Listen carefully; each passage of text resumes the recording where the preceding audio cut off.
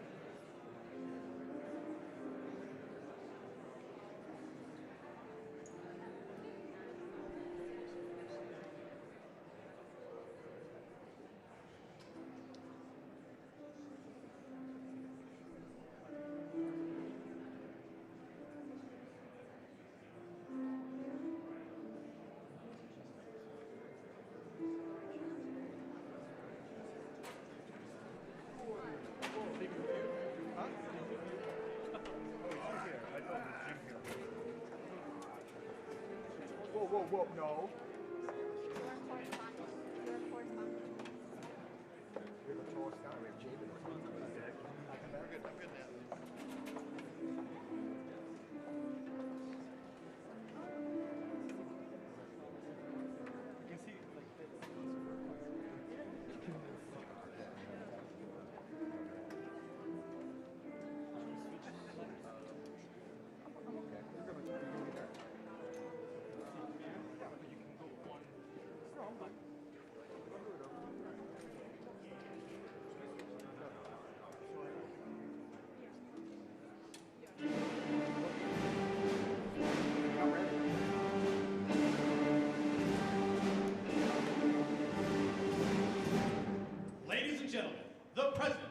States, accompanied by Alyssa Cruz from IBEW Local 134 in Chicago, Illinois.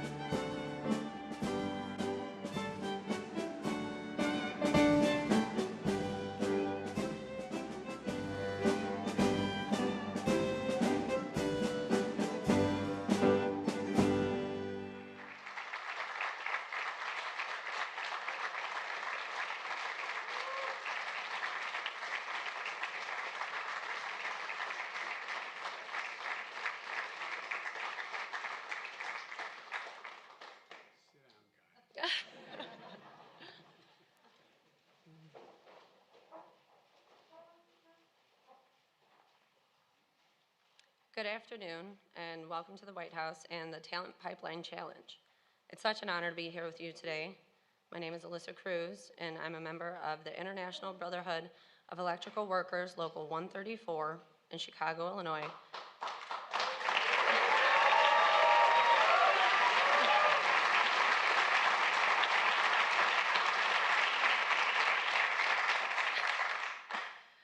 I'm a fourth-year apprentice, and I'm proud to represent the next generation of skilled tradeswomen and men who will power America's future. Although my father, Arturo Cruz, and my 5 uncles are all Local 134 members, I'm the first female Cruz to join IBEW.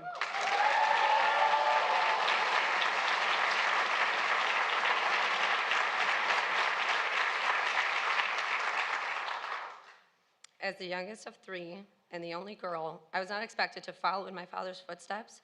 I'd gone to college on a scholarship and worked for a few years before I realized I wanted what my dad had. The IBEW income that put me and my brothers through college, a union pension, health care, and the satisfaction that comes from seeing an empty lot and then working to build something from the ground up. My father, a foreman, was literally by my side for my first year as an apprentice, guiding me and teaching me. Today, if I ever get stuck and I have a question, he always has the answer. But the IBEW of 2022 looks different from the IBEW of his apprenticeship. And he's not even that old. Today, half of my apprenticeship class are minority or female. I've been trained to install solar panels, offshore wind turbines, and those EV chargers you saw earlier, the new energy technologies that will help meet the urgent climate goals that President Biden was elected to accomplish. Nationwide, the IBEW has more than 12,000 trained electricians powering this electric vehicle network, and we are adding more every day. In 2020, Joe Biden promised to rebuild the middle class and to honor the dignity of all workers. He promised union workers and their communities he'd restore infrastructure from roads and bridges to clean water and broadband. He promised to bring back American manufacturing so we could get back to building and making things in this country. Now, just 23 months later, here we are in the White House. Infrastructure, manufacturing, union jobs. Promises made, promises kept.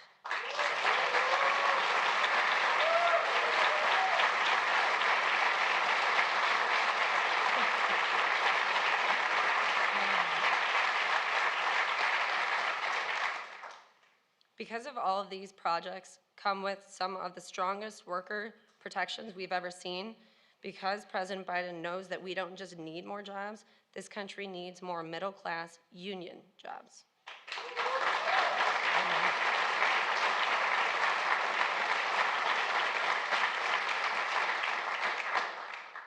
I'm so proud to be part of the army of skilled union workers who look like me, that is rebuilding the United States of the future, reaching out to put the best of us to work for the best of our country. And we are more than ready to meet those goals. This Talent Pipeline Challenge is only the beginning for me, for my union, for our country. There's literally nothing we can't do. Mr. President, we're ready to work.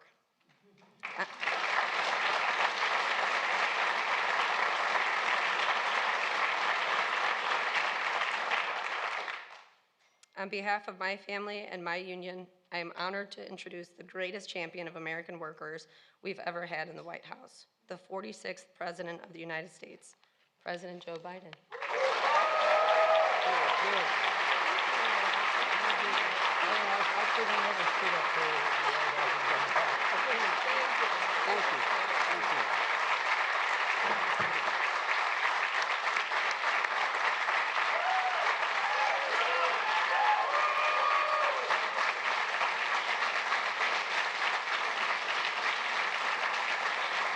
Please, sit down.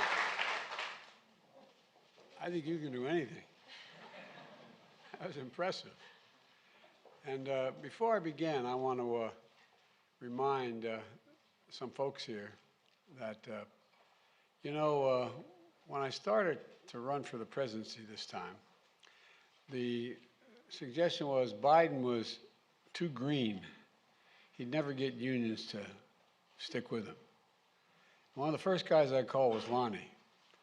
And before I announced the detail of all my program, we sat down for hours, more than one day.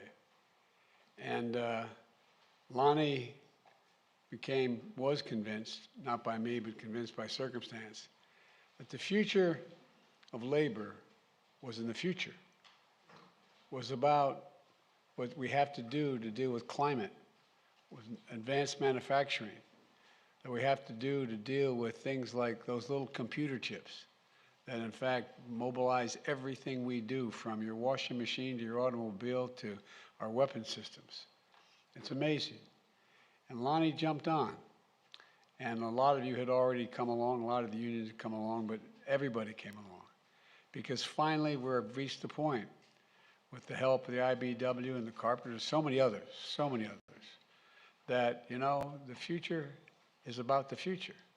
And one of the reasons I want to make it clear that I talk about unions all the time is this young woman has been in an apprentice program for 4 years. She'd already gone to college. 4 years. People think that you just walk in and say, hey, I want to be an electrician. And you get a job, you get hired, and you're at work in a couple days. We have the best trained workers in the world. And that's not hyperbole.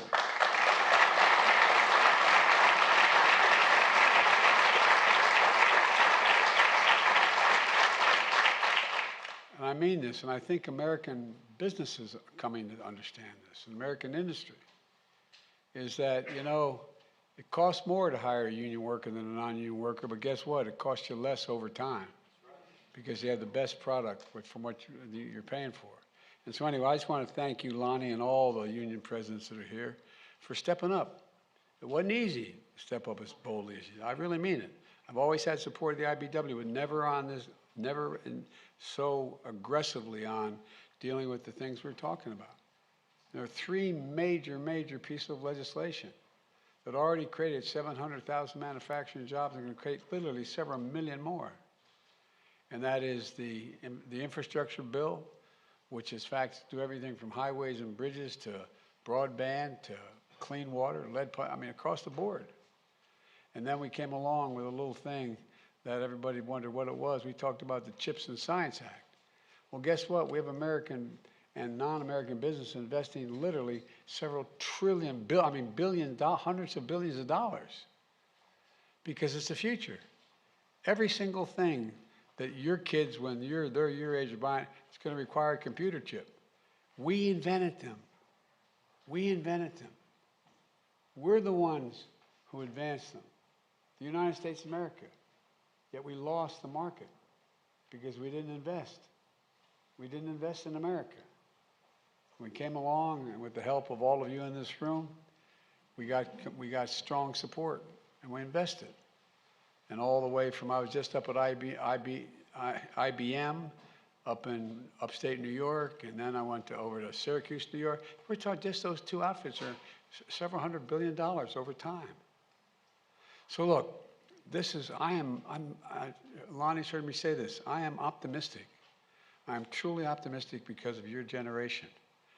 You know, speaking of labor, it's always been great to work with you all. And last year we signed the historic infrastructure law, a once-in-a-generation investment in roads, bridges, railroads, airports, high-speed internet, clean air, clean water, clean energy future. I signed that so that we could be positioned to win the competition of the second quarter of the 21st century. To do that, we had to make sure the law would rebuild all of America, lift us all up, workers and in the process of this, with products that are made in America. And guess what? We didn't stop there. As I said, we passed the CHIPS and Science Act. The result, companies are investing hundreds of billions of dollars, tens of thousands of jobs. And by the way, you know what these jobs are going to be? And for example, the ones down in for Intel, when they get these factories built or up, I'm going to leave somebody out, so I won't name them all. But you know, non-college, without a college degree, $120,000 a year. $120,000 a year. In August, we passed the Inflation Reduction Act, investing $360 billion in clean energy. There'll be more to come, I believe. We put Americans to work making solar panels, wind turbines, electric cars. By the way, I was in part of Ohio looking at the facilities where they're training people on wind turbines. You know, we have the blades of wind turbines now that are 104 yards long, longer than a football field. No, not a joke. Not a joke. Wind energy, solar energy is cheaper than oil and gas and coal. Cheaper. Look, we've already created, as I said, 700,000 new manufacturing jobs. That's what today's about. Back in June, we launched a nationwide talent pipeline challenge. And I tell you, it's designed to ensure that workers across the country, especially those in historically underrepresented in infrastructure jobs, could take advantage of job growth in 3 sectors that we're going to booming because what we're going to do because of the infrastructure law. High-speed internet, construction, electrification of all those new electric vehicles and batteries, improvements to the electric grid. Infrastructure laws are going to provide $800 billion in workforce development. Then we went out and asked employers and unions to get in the deal. Educational institutions, state and local, tribal and territorial governments, and philanthropic organizations to join us to make tangible commitments to build the 21st century workforce. Commitments to prepare women, people of color, underserved populations, good paying, high quality jobs in those 3 sectors. Today, I'm proud to announce that more than 350 organizations across the country, nearly 50 states and territories have responded to my call and committed to the challenge.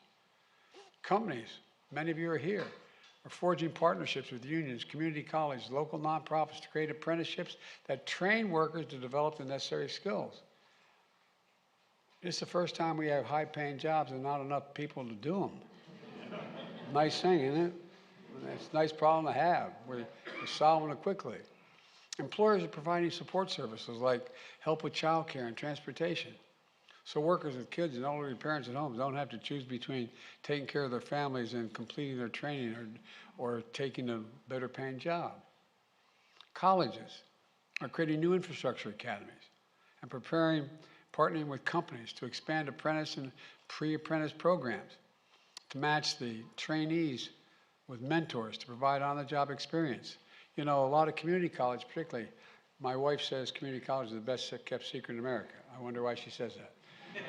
She's still teaching. But my point is that, you know, what happened was, what do you need in the community?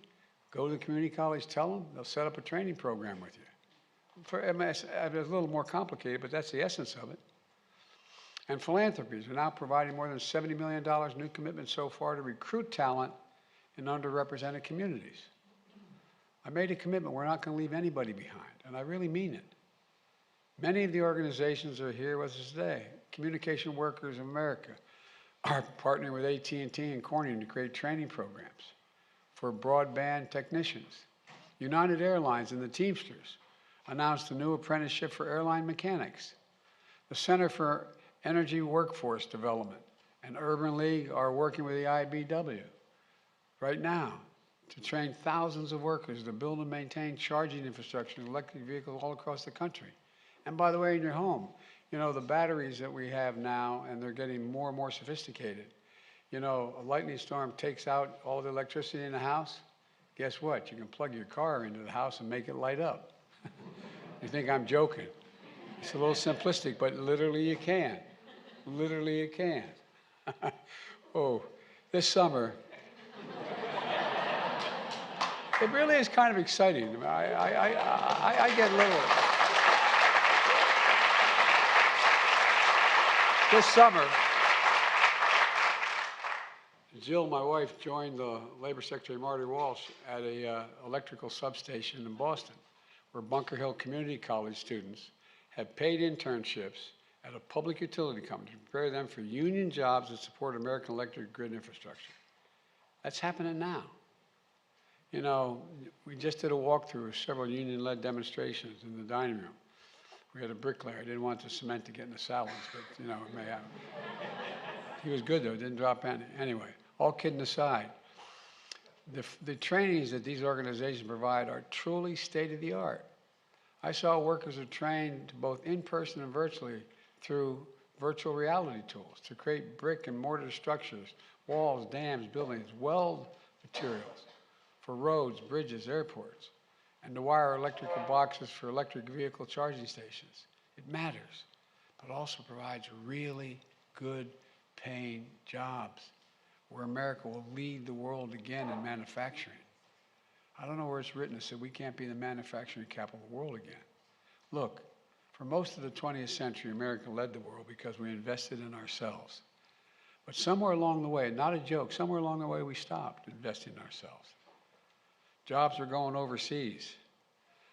Now we're sending products overseas, not jobs. Dude.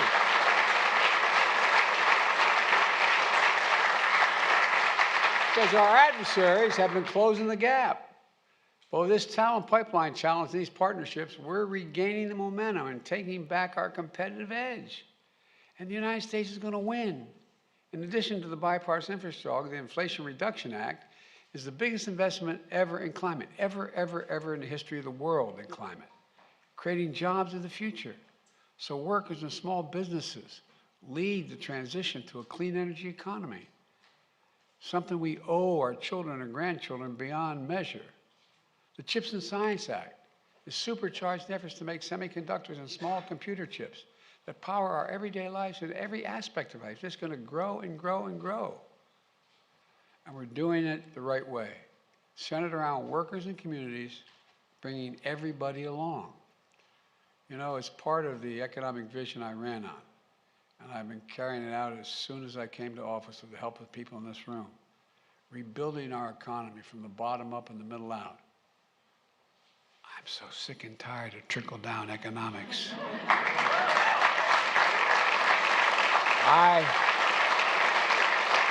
I don't remember my dad ever feeling that trickle on his head. But seriously, and by the way, businesses are coming along. One of the things that's happening is that, you know, when the middle class grows, and it's growing, and the poor have a ladder up, and the wealthy still do very, very well. No one gets hurt. No one gets hurt. The economy that creates good paying jobs, union jobs, high quality jobs that don't require college degrees. The economy that works for everybody. Through bold actions like this one, we're taking that vision to a reality. This is what it looks like when America comes together to get something done. So let me close with this, because I don't want to get started, because I'm really excited about all this. The country's been through a tough 4 or 5 years, and folks are still hurting. Granted that we inherited a 6.5% unemployment rate, it's down to 3.5%, but guess what? Inflation is still hurting people. But we're making real progress. We're reasserting ourselves as a nation. That's why I'm going to look out at everyone here and across the country. I've been more optimistic about the future than I ever have been. Ever in my career, I've been more optimistic than today.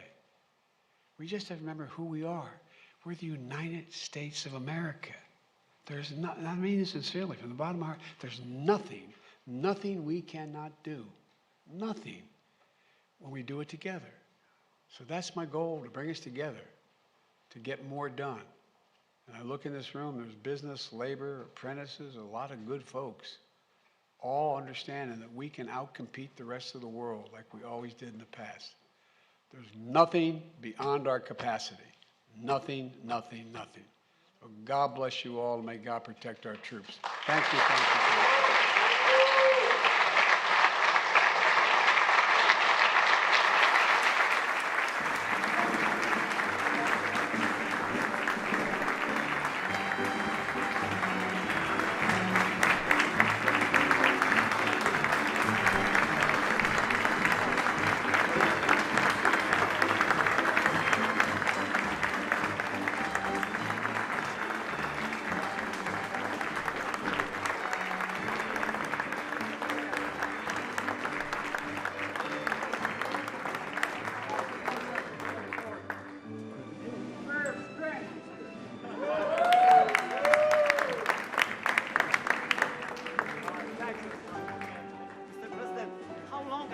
keep U.S. troops in Poland and other NATO countries.